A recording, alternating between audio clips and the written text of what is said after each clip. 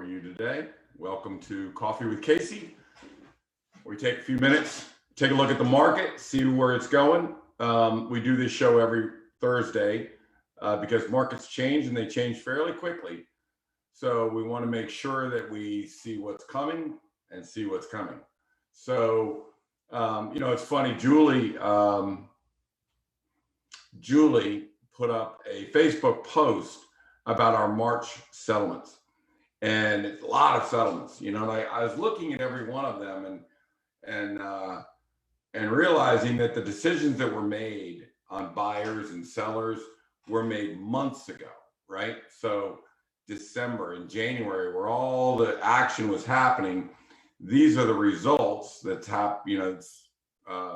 she's putting up on Facebook now, but the press will announce sales figures in 20, 30 days. Takes them that while to get through the system. So my problem has always been with understanding the market is if you read the reported statistics, they were on sales that happened 30 days ago, contracts that were written 45 days ago, decisions that were made 30 days before that. So, basically you have 30, 45. It's 3 months have gone by, or 4 months in most cases have gone by since you see the culmination of the buyer pool, the excitement in the predictive analysis, the launch of the listing, it goes under contract, it takes 45 days. So all of this is happening way back. So what we're going to look at is where is the market headed? And it is changing. It is definitely changing. Okay. And what changes do we need to make in order to be ready for this? So markets do go like this. And again, if you are reading data that's 3 months, 4 months old, we need to get back to the beginning and we need to see where the market is headed, not where it's been. Okay. All right. So let's take a quick wander over to our PowerPoint today, and let's take a look at some of this stuff now. So the market is definitely changing. It is slowing down. The buyer pools are getting smaller. Okay. That's what I'm talking about. Julie is reporting these are 1, 2, 3, 4, 5, 6, 7, 8, 9 houses sold, right? Well, next month there's going to be 15 houses sold, but those were on decisions that were also made a while ago, right? So what we need to do is get out in front of the market. All right. So let's start here. So let's take a look at the inventory numbers, because remember, the market is driven by interest rates and inventory. Okay, so we have interest rates have gone up a point to maybe 1.5 points in the last 2-3 weeks. That has had a significant effect. Our buyer pools are dwindling; they're going down dramatically. So, and I'll show you that here in a second. And that is a leading indicator. The leading indicator is what's in the buyer pool. All right, so let's take a look at this. This is March inventory. And this is a 5-year average. So this is Vienna's current March inventory compared to a 5-year average for March. So March 2017 to March 2021. And then let's look at 2022 and see how that compares to their 5-month average. So we're still down 20% for March in Vienna than our 5-year average. Fairfax County is down 9%. Arlington County just barely down, maybe 2 or 3%. Again, Prince William County's inventory for March is down 9, Loudoun probably about 7, and the average is maybe about 9%. So you can see that Vienna is where the inventory is really lagging, even though everybody's falling behind. Okay, that's not good. We need to get inventory in here. So let's take a look, and I always have to put this in red when we're in the negative, but I try to differentiate. Here's your March is the big red. Okay. That's March of 2022. This is year to date from January 1 through today. What are we down for the year? Okay. We're down 30% in Vienna for the year, 16% in Fairfax County, 10% in Arlington, 50. So you're 15, 18, 15, 16% in most counties. Vienna's down 30%. So why are prices rising a little faster in Vienna? Very simple. There's just no inventory. So this is an indicator where, we're looking at the dynamics of what drives the market. Now we know interest rates have gone up, but inventory is not. It's getting better, but it's not up. It's still down. So, you know, our eyes are on the inventory, things coming on the market, getting ready to go. I mean, we looked at our inventory getting ready to come on the market, and we're at about 20 to 25 million dollars worth of houses getting ready to go onto the market. And with each one of those, every week we put them on, we need to do a predictive analysis just to read the market at that time, read the buyer pool. I'm going to show you what I'm talking about here in a second. Okay. But this basically is telling us where our inventory is. Now, you know that I always say, are we in a seller's market or a buyer's market? If more than 60% of the homes are under contract, then we know we're in a seller's market, right? If there's 10 houses on the market and 8 of them are under contract, we only have 2 available houses. That's an 80%, right? 80% inventory is under contract. So that anything over 60% means we're in a seller's market. So here you go. McLean is just barely in the seller's market. Arlington deep into it. Vienna still deep into it. Really lack of inventory here. Oakton's at 65 and so forth. Now, I'm going to tell you that I'm looking at a luxury home market, and in Vienna, Oakton, McLean, that may be over $1 million. In Centerville, it may be over $800,000 for Centerville, Percyville, and things like that. So if you look at the luxury home market in Percyville, it's actually 50-50 right now. So that's probably the best place you can go and get a reasonable home without competing too much. So clearly still in the seller's market with interest rates have gone up that much. Why is that? Well, first of all, these decisions to put these contracts in were made 30 days ago. So this is all the past, right? All right, so let's take a look at how do we know what's the absolute 100% leading indicator for where we are today, right? Okay, this is called a predictive analysis, all right? So when I go in and we're getting ready to launch listings, this is a coming soon listing. These are active, and this is from the summer. So all of our homes right now are under contract. We don't have anything not under contract. I think there's 15 of them. So I'm looking at the coming soon, and we're putting a number on the house, and I'm saying, okay, this buyer pool should be at about 200 to 300. It's 87. This favorite. So let me explain to you what this says. 259 people have stored searches. Only 87 times did a buyer open it up and look at it. That's your buyer pool. 3 times people said, hey, I really like this house. This is my favorite. Let's keep an eye on this. They're talking to their agents, okay? And then some of them say, well, that's possible. That's possible. Let's go take a look at it. So by looking at these numbers and looking at these numbers, I can tell how big is the buyer pool for that house and how many people are favoring that house, right? So first of all, let's just take a look at the numbers of where we have been.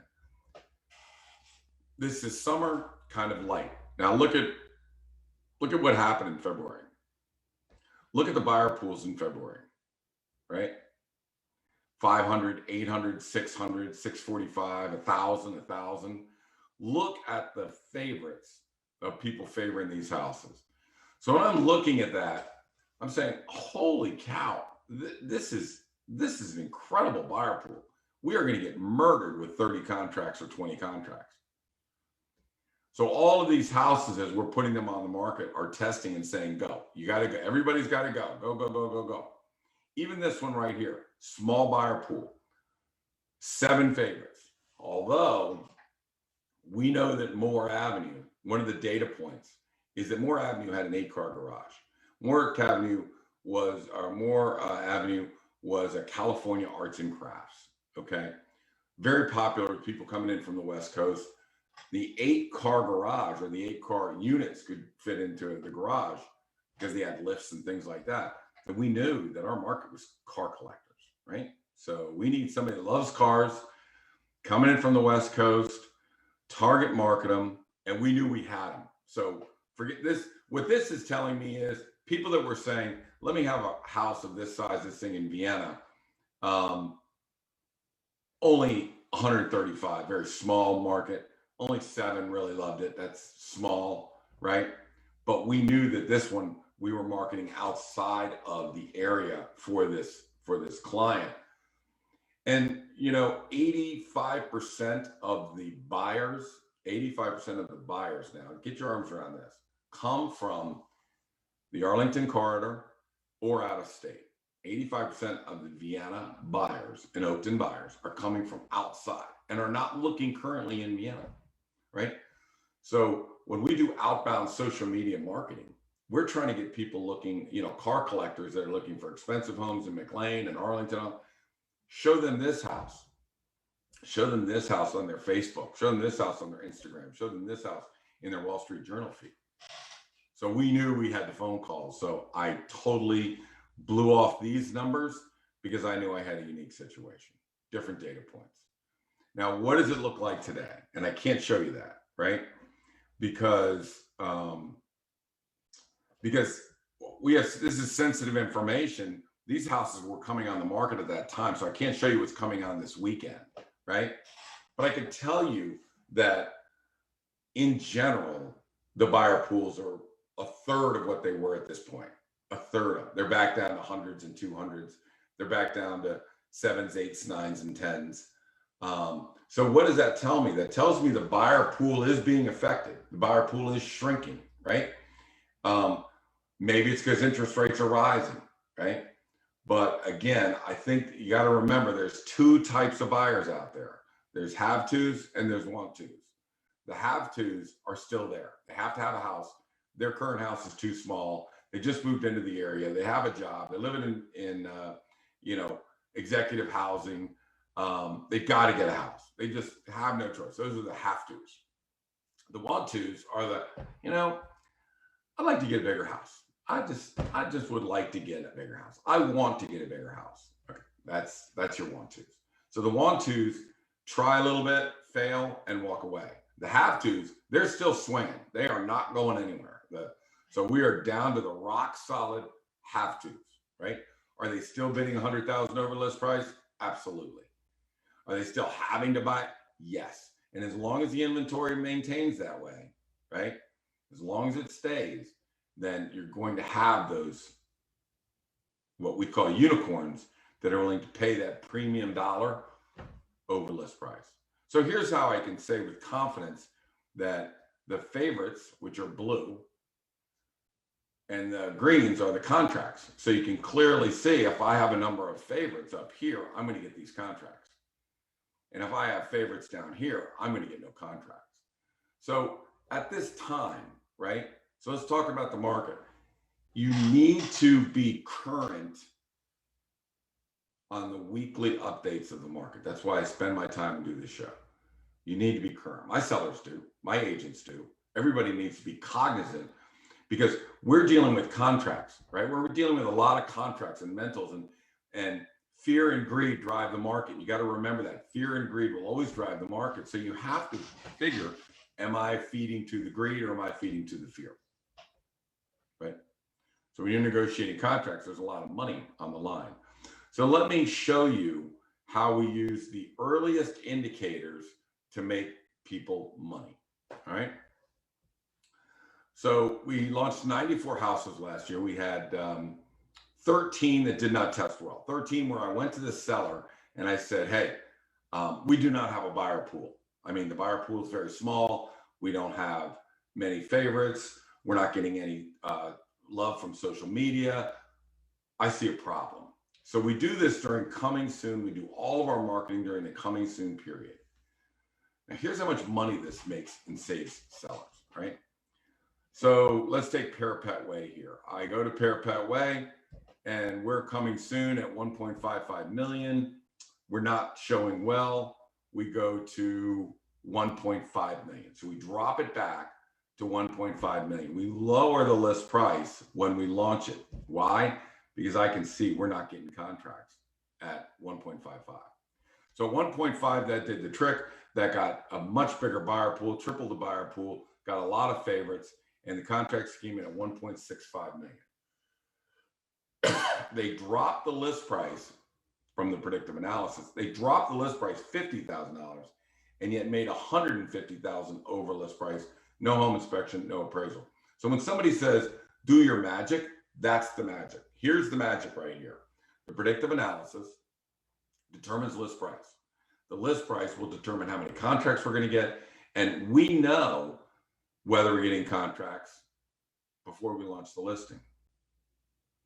I mean, is that unique? Well, I can tell you the two people I compete with the most, one of them's average days on market is 113 days on market. The other one's 94 days on market, and ours is 5. So why is that? And our sales price is 131% of assessment, and theirs is 120. So that's 11% higher. So quicker sales period generates all the multiple contracts, and that's why you've got a 10-point spread over somebody that likes to overprice houses and put them on the market for a long time. So when you look at this analysis, Hines, we went from 1.4, it was at 145. I said, you got to drop it. And of course, the seller's disappointed. Oh, that means we're going to get less money. No, it doesn't. That means we're going to get a bigger buyer pool. So we go to 1.4, we get 1,525. That is 100,000 over what that house is worth. It's clearly $100,000 over what it's worth. So the average of all of these, well, let me give you another perfect example. Down here are the 3 that did not listen. Let's take Tallahassee and Tallahassee. Here's a perfect example. These are next door neighbors, okay? I went to the person and said, look, we're out at 1.4. It's not testing well. We got to drop it to 135. We did. We got, where'd I just go? We got 1.55 million. We went up $200,000, right? So we made $200,000. We went to 155. The neighbor was bigger. The neighbor, we said, you're not testing well. You got to drop your price. Okay, we need to drop the list price. You need to go from 1.4 to 1.45 to 1.4. They said no. They got 1.385, right? So they got 1.385. The neighbor got 1.55. This neighbor is smaller than this neighbor. This neighbor is appraised for less than that neighbor. So if ever there was a case of a predictive analysis getting out in front of the market, reading the market, I mean, that is on day one. On day one, we know, do we have the right buyer pool or not? So when we talk about, and I know this is a lot of numbers, and that's okay, but this is a lot of money, right? So our average house is 1.5 million, let's say, and our competitor is 1.5 million. They're at 120. I'm at 131. 11% on 1.5 million is $150,000, $160,000. That's $160,000 swing. So is this stuff important? You bet your ass it is. I mean, if you're selling, it is. So, so this is why I'm really about knowing the market before it happens. So what do we change when markets shift, right? Do we change anything? Minor tweaks. And let me tell you one minor tweak, and let me get rid of this. I think I'm done. So there's one minor twist that you would make for you agents out there, and it's in showing time, right? So we've gone from 40 showings to 10. Okay. Do we want the buyers to know that? No, we don't want the buyers to know that. And no buyers are listening to my show. Trust me. These are all sellers I send notices out to and real estate agents I send notices out to. There's no buyers watching this show. Trust me. So I can talk freely, right? So what's the change that we would make? Well, in showing time, right? If let's say you're going to get 30 or 40 showings, and you say, okay, we only want one showing at a time. So when somebody books a showing, it will black out that space. So an agent will come on and go, holy cow, they got 30 showings in 2 days. Wow. We got to just take what we can get and bid like hell, right? Well, what happens if I only have 5 showings? Now, when we're buyers, when my agents are buyers, the first thing we do is go to showing time. And all those agents say, no, we want people to have exclusive time to see the house, right? So we'll go in and we're getting ready to prepare a contract. We'll look and see how many people looked at that house over the weekend. Two. That is $100,000 swing in our offer price. 100,000. Because they're tipping us off, right? You can't tip your hand. So how do we do it? How should our agents at Samson Properties do this? How do we do it? We do not give exclusive time. They can overlap. If you can overlap and come in whenever you want, come and go, then you click on it and you can't see anything. There are no blockouts, right? You see nothing, right? They know we got multiple showings because you can't block out any time, so they don't know how many showings there are. So if there's 40 showings, it is to my advantage to show them that. If I have 5 or 10 showings, it is not to my advantage to show them that. So we don't. So when we hook up our showing time, where people say, hey, I want to go see this house, in a time when we're going to have 30, we will have exclusive showing times. And that will show blockouts all over the place, and they'll just have to work their way in and get in there. But when we do not, we absolutely do not show them how many blackout times we have. I mean, we have contracts that come in. One contract comes in, $150,000 over list price. One contract. Now, if they knew nobody else was looking at that house, do you think they would come out $100,000, $150,000 over list price? Can't tip them off. You can't tip them off.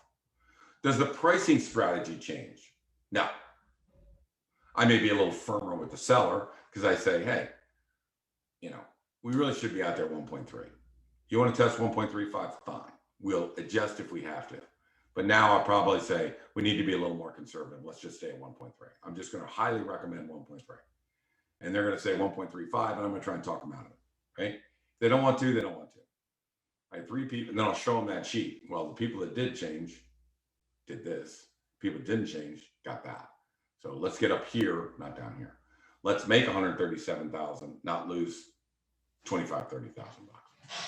So basically the only strategy, what we do in our pricing strategy is find out what the house is worth. Current comps, current area, current size. What's the house worth? Put it on for what the house is worth. Then let everybody else bid up the market, the upgrades, everything else. Just let them bid it up. That will not change. Because what's happening, what is going to happen, and watch this. The market's going like this. People are going to start pricing up here. The market flattens. This is exactly what happened in 215. And then you'll start seeing how homes that 4% of the homes will withdraw. And then when they do this, as soon as the market corrects and changes a little bit, then you'll start to see 40, 50% of the homes withdraw unsold. And the tip off to the buyers is they're going to see homes come on the market and nothing's going to happen. They're just going to sit there. Well, once they sit there, buyers are going, something's wrong with that house. We're out of here. We cannot miss the perfect buyers. We cannot miss that initial buyer pool. So our strategy for pricing will stay the same. Our pricing for showing time will change. So the strategy, some strategies, yes, but not a lot. And I mean, the marketing strategy, no, we're still going for out-of-town buyers. We're still going for, the locals. We're still making sure the pictures are spectacular. Let me just talk about one thing, right? And I hope I could put my hands on this email. I think I left it open. I hope I did. But this is to a seller that had $1 million, $1.5 million house, and wanted a local realtor that worked in, let's say, Arlington, as opposed to an agent that works in $1 million houses, right? Exclusively. Let me see if I can get you back online. Let me see if I can find this real quick. All right. I closed it. Gosh darn it. Sorry, guys. That doesn't work. But I will tell you that I showed them some pictures of the agent, of what their pictures look like. They're horrible. They are horrible. Now, if 85% of your buyer pool is from out of state or out of town, in other words, and I consider out of town being a Vienna house with an Arlington buyer pool, Alexandria, DC, trying to pull them in from McLean. The pictures are so critical, right? That if you're dealing with an agent that deals with a lot of $5 or $6 or $7 or $800,000 homes, they'll use flash photography. It's terrible. The pictures are awful. You have to use this special type. I'm going back on. Gosh darn it. I got to show you the pictures.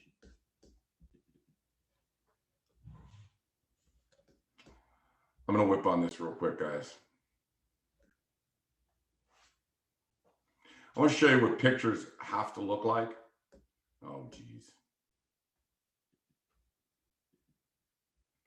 What pictures have to look like if you want to sell $1 million home.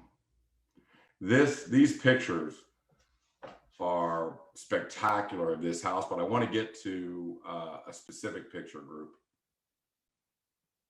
So one of the key features of this home is this kitchen and the pool area and the back windows in the back. See how clear these pictures are?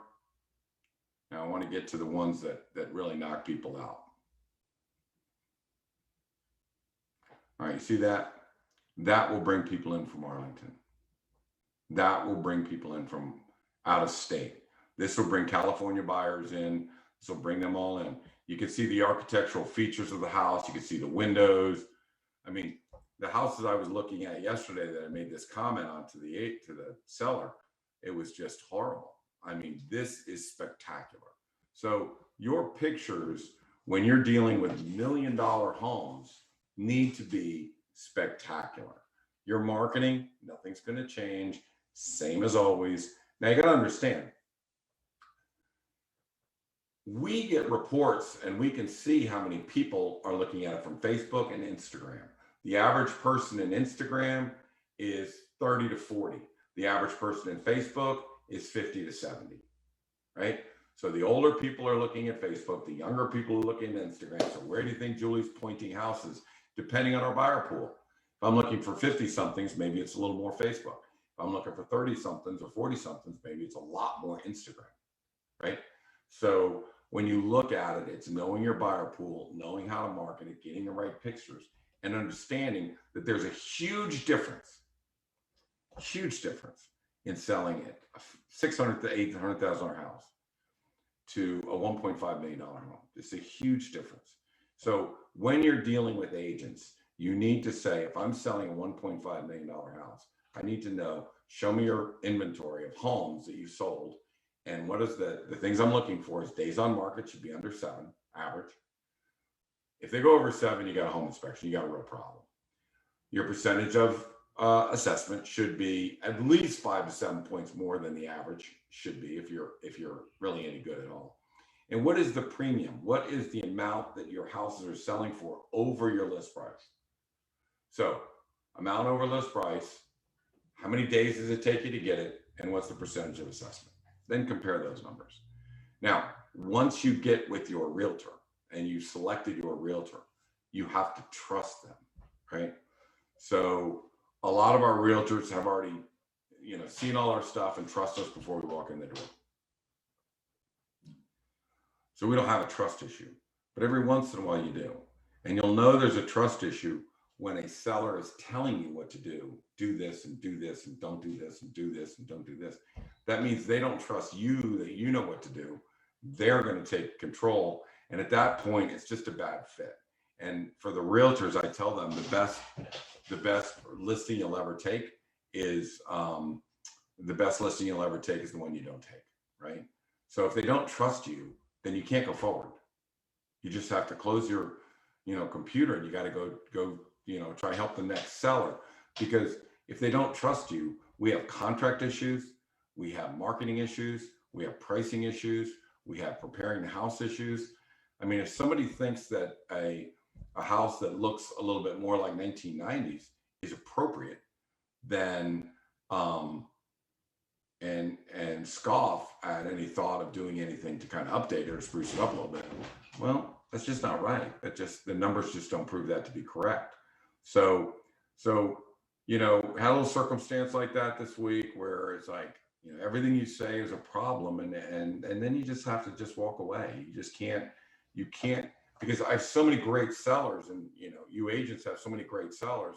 And again, I'm talking to the Samson property agents now, that I know, you may have limited opportunities to list, but your seller, you need to prove to them that you are a great agent and you know what you're doing, and you have a proper strategy, and your marketing plan works, and your pricing strategy works, and you have a track record. And then if they're asking you questions, we have trust, and we're ready to go forward. If they're telling you things, there's no trust, and it will continue to spiral downhill. And again, I mean, I can go back to that one chart where 10 people said, yeah, we trust you, go ahead and do it. And they made 137,000. And 3 people did not trust you and aren't going to do it. And they all lost money. I mean, literally a next door neighbor sold for 1.38, doing it their 1.385, doing it their way. And their neighbor made 155 doing it our way. And the neighbor that got 155 more money was a smaller house with a lower assessment. So again, I tell my agents all the time, we only have so much time, energy, and money. So let's spend our energy on sellers that trust us. And again, I'm talking with Samson agents. Spend your time on sellers that trust you, and you can move forward with them. And then there will be success. If not, it's going to be a long road, and it's going to be a tough road. All right. So my name is Casey Samson. Hopefully that has shed some light on today's market. That has shed some light on where you find out the earliest information, absolute 100% earliest information on how a market is, when a market is starting to move. Okay. Hopefully this helps. My name is Casey Samson. I'm at 703-508-2535, or you can send me an email at casey@caseysamson.com. We'll see you again next week. Bye now.